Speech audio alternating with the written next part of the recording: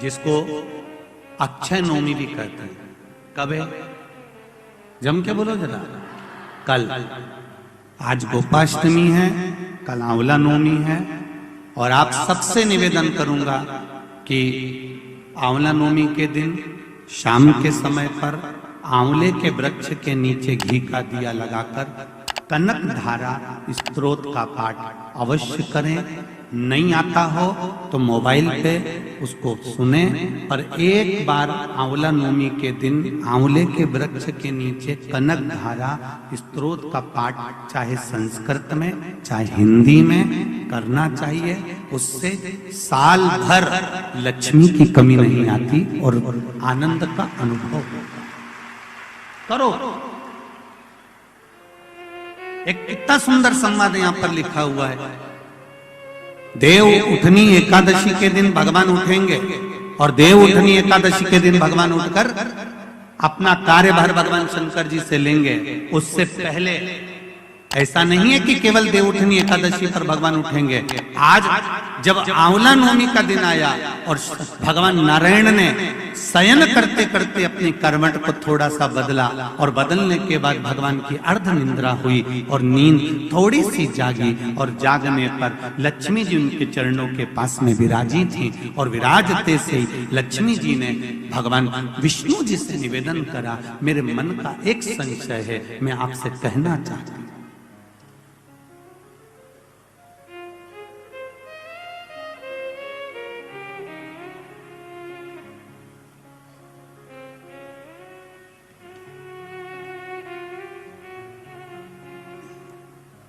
ये हमारे मन का भाव है कि हम भगवान को देव सोनी एकादशी पर सुलाते हैं और देव उठनी पर उठाते हैं। पर हमारी श्रीमद् भागवत कथा कहती है, शिव महापुराण की कथा कहती है, अग्नि पुराण, पद्म पुराण, नर्मदा पुराण हमको वर्णन करती है।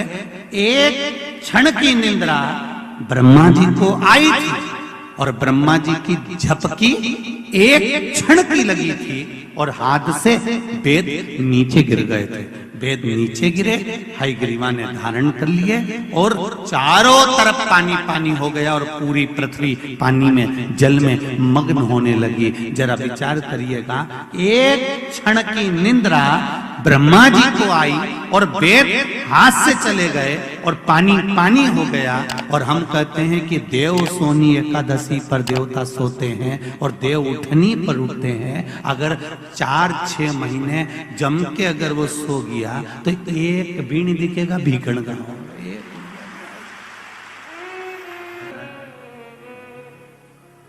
ये सोने की तो भगवान की लीला है।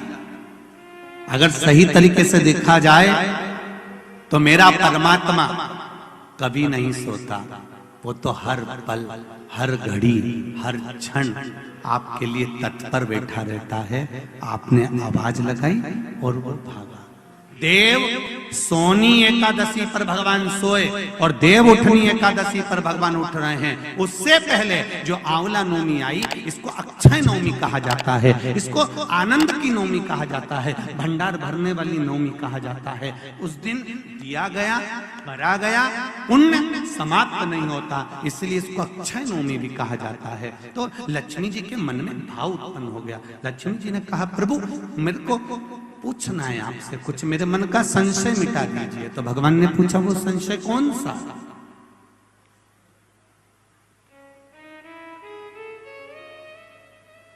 क्या संशय है आपका?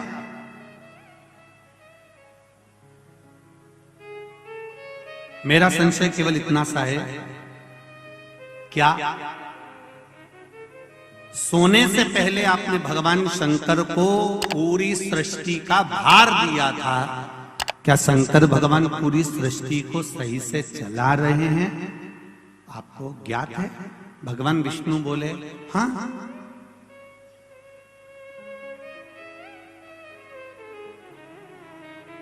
चला रहे। संशय मिटा दो। भगवान ने कहा, कौन सा संशय? मुझे थोड़ी सी परीक्षा ली। अभी तक नारायण भगवान करवट लिए थे, आज नारायण भगवान सीधे होकर पूछ रहे हैं, परीक्षा आपको लेना है? हाँ, लक्ष्मी विचार कर लेना। लक्ष्मी तुम्हारे मन में क्या शंकर भगवान के प्रति भेद उत्पन्न हो रहा है? शिव जी के प्रति भेद उत्पन्न हो रहा है? मेरा एक निवेदन पूर्ण श्रोता भाइयों से निवेदन है, शंकर भगवान पर कभी भेद उत्पन्न मत करना। क्या शिव जी को जल चढ़ाने से ऐसा होता है? क्या बेलपत्री खाने से ऐसा होता है? पहले चढ़ाकर देखो, खाकर देखो, लाभ हो तब विचार करिए क्या हाँ होता है। को हम अपने जीवन में उतारें कि आंवला नवमी के दिन आंवले के वृक्ष के नीचे कुछ खाने का नियम क्यों है? बोलो, यहाँ से पहले लोग आंवला के पेड़ के नीचे पिकनिक मनाने जाते थे कि नहीं जाते? आंवले के वृक्ष के नीचे बैठते कि नहीं बैठते? क्यों? कोई तुमसे पूछे, कल के बच्चे तुमसे प्रश्न कर लेंगे, मम्मी ये आंवले के वृक्ष के नीचे क्यों पूजन करती हो?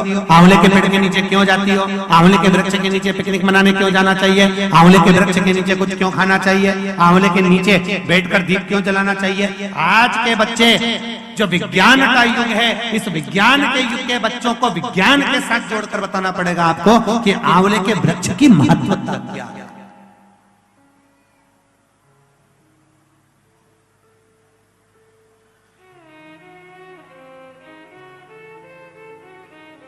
जिस जगह पर आंवले का वृक्ष होता है, उस आंवले के नीचे बैकुंठ का निवास होता है, इसलिए भोजन आंवले के वृक्ष के नीचे करें। कल आंवला नवमी है, आंवले के वृक्ष की पूजन मेरी माताएं, मेरी दीदियां, मेरी बेटियां जब करें, भाई लोगों से भी निवेदन है, समय निकाल कर, केवल माताओं के लिए आंवले का वृक्ष नहीं है, आपके लिए भी है।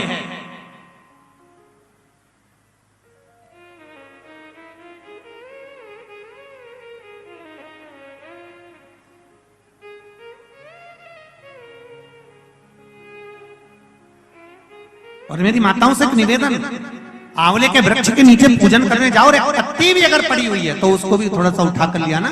अगर घर का कोई व्यक्ति नहीं गया होगा तो उसको मस्तक पर घर में ही वो पत्ती लग जाएगी, तो बैकुंठ का भाव तो उसके पास तक पहुंच जाएगा। उतना भी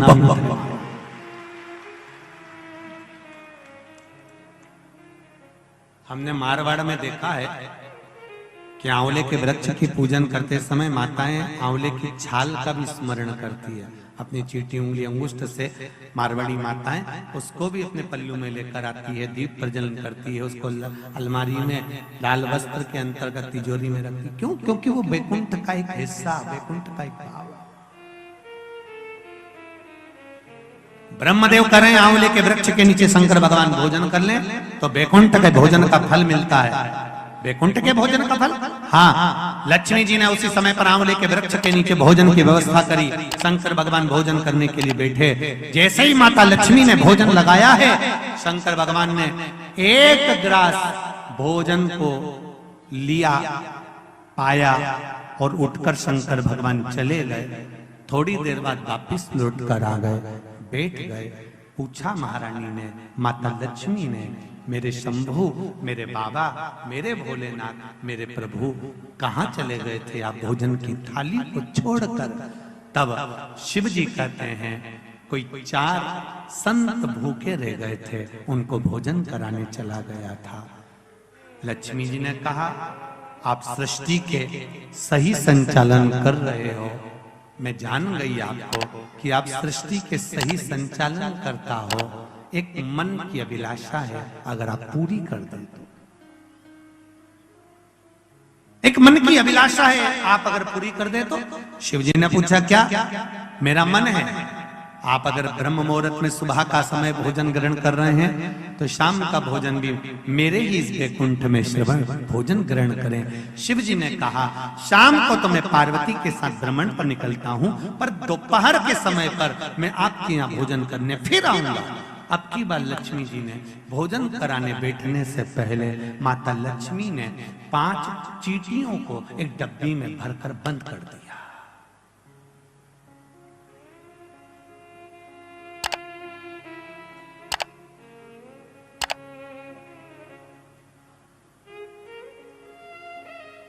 पांच चींटियों को माता लक्ष्मी जी ने डब्बी में बंद कर दिया। भर कर बंद करा। शिव जी भोजन करने बैठे, बड़े प्रेम से भोजन पा रहे हैं भोलेनाथ, और आवाज लगाया भोलेनाथ जी ने, अरे लक्ष्मी, तुम्हारी माता ख्याति देवी मुझको ऐसी भोजन कराती थी। तुम्हारी माता ख्याति देवी भी मुझे ऐसे ही भोजन कराती थी और मैं प्रेम से पाता था। आज लक्ष्मी, आपके हाथ का भोजन कर कर मुझे ऐसा लग रहा है कि मेरी माता, आपकी माता ख्याति देवी ही मुझे भोजन करा रही है। आपको माता के रूप में आज मैंने देखा है। जैसे ख्याति देवी को देखा वैसे आपको देखा। तब भोजन पेट भरकर शिव जी ने जब किया, आचमन करा, लक्ष्मी जी ने कहा, भगवान नारायण ने आपको पूरी सृष्टि का भार तत्व दिया है कि पूरी सृष्टि का बोझ, पूरी सृष्टि का संचालन आपको करना है, पर मेरे मन का संशय यहीं धरा की धरा रह गया। आप पेट भरकर भोजन कर लिए और 5 चींटी भूखी रह गई।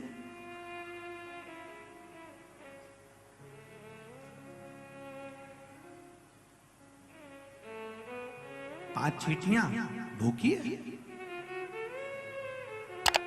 शिव जी मुस्कुराकर बोले, अरियो लक्ष्मी, कौन कहता है कि 5 चींटी भूखी है? कहां है चींटियां? लक्ष्मी जी कहती है, डब्बी में मैंने चींटी बंद कर रखी। 5 चींटियां भूखी है और आपने भोजन किया। जब भगवान विष्णु ने अपनी सृष्टि का भार आपको दिया था, तो बिना उनको भोजन कराया आपने भोजन कैसे कर लिया? देवाधिदेव महादेव शंकर भगवान कहते हैं, लक्ष्मी, किसी पर आक्षेप लगाने से पहले, उंगली उठाने से पहले, ये 3 उंगलियां अपनी ओर जाती हैं कि अपने अंदर झांक कर देखो कि तुम कैसे हो। पहले विचार करो, फिर उंगली उठाओ। लक्ष्मी जी, पहले डब्बी में जो चींटियां हैं उनसे पूछो, उनने भोजन किया कि नहीं किया? मैंने तो सुबह से चींटियों को बंद कर कर रखा है, भोजन कहां से कर लेंगे? डब्बी खोली, चींटी के मुख में चावल का छोटा सा भाग फंसा हुआ था। लक्ष्मी जी की आंख से जल बहने लगा। भोलेनाथ, इनके मुख में चावल कहां से आ गया? शिव जी ने कहा, लक्ष्मी, तू जब चींटियों को बंद कर रही थी ना, तो तुझे दोष ना लगे, इसलिए तूने चींटियों के चरण को धोख लगाया था कि मेरे साथ परीक्षा में तुम शामिल हो जाओ, मेरे साथ थोड़ी देर के लिए तुम डब्बी में बंद हो जाओ। माना तुमको कष्ट होगा, इसलिए मैं सिर झुकाकर तुमको नम्र करती हूँ, क्षमा मांगती हूँ। जब तू क्षमा मांग रही थी, तेरे कुंकू में जो चावल फंसा था, क्षमा मांगते समय डब्बी में गिर गया था। वो चावल चींटियों ने ग्रहण करा। वो अक्षत, वो चावल चींटियों ने ग्रहण किया।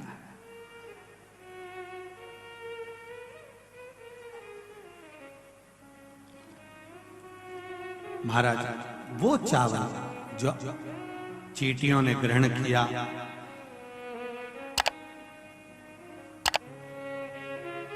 बस चींटियों का भोजन पहले हुआ है। लक्ष्मी जी की आंख से जल बह रहा है और रो रही है। क्षमा चाहती हूं, मैंने थोड़ा सा गलत सोच लिया, विचार कर लिया, आप क्षमा करें मुझको। शंकर भगवान ने कहा, लक्ष्मी जी, क्षमा मत मांगो, एक काम कर दीजिए। क्या? बस एक कार्य चाहिए। अक्षय नवमी, आंवला नवमी के दिन जो आंवले के वृक्ष के नीचे दीप दान करेगा, शाम के समय पर संध्या काल के अंतर्गत, तो उसके घर में कभी संपदा की कमी ना हो। लक्ष्मी जी ने कहा, प्रभु आपकी आज्ञा, मैं स्वीकार करता, मैं स्वीकार करता। जितने भी लोग कथा श्रवण कर रहे हैं और जो लोग नहीं सुन पा रहे हो, इस कथा की एक छोटी सी बात जनमानस तक पहुंचाइए कि आंवले के वृक्ष के नीचे आंवला नवमी के दिन शाम के समय दीप दान अवश्य करें, जिससे आपके जीवन में खुशियां समाहित हो, जीवन में आनंद की अनुभूति हो, जीवन का